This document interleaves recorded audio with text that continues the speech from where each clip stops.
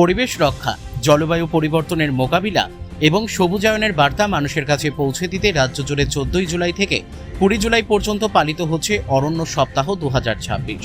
এই বছরের মূল স্লোগান একটি গাছ মায়ের নামে। পরিবেশের ভারসাম্য বজায় রাখা এবং রাজ্য জুড়ে 1,10,00,000-এরও বেশি চারা গাছ রোপণের লক্ষ্যে বন দপ্তর ও জেলা প্রশাসনের উদ্যোগে বিভিন্ন কর্মসূচির আয়োজন করা হয়েছে।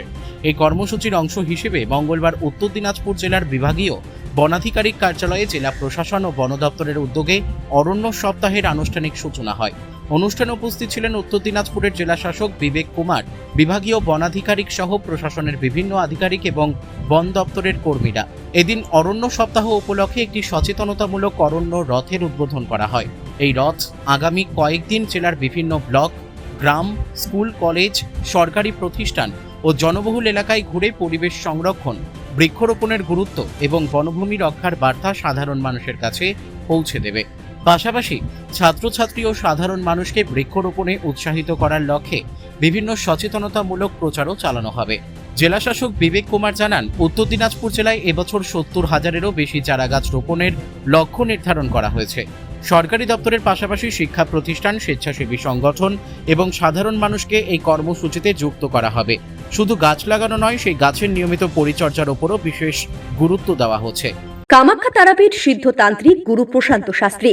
কামাখ্যা তারাপীঠ যজ্ঞ সহ যে কোনো সমস্যার সমাধানে একমাত্র ভরসা।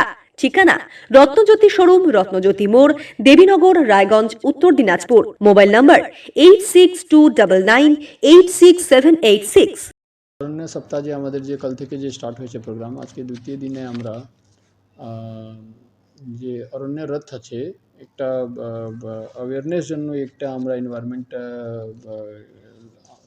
উপরে একটা আমরা ভেহিকেল একটা আমরা পুরো জেলা আমরা দিচ্ছি। তো তাহলে ওরা প্রত্যেকটা ব্লকে যাবে, লোকজন একটা অ্যাওয়ারনেস জন্য জাগরুক হোক, লোকজন জানুক কি এই প্রোগ্রামটা চলছে। অ্যাওয়ারনেস আমাদেরকে প্রোটেকশন আমাদেরই দায়িত্ব আছে।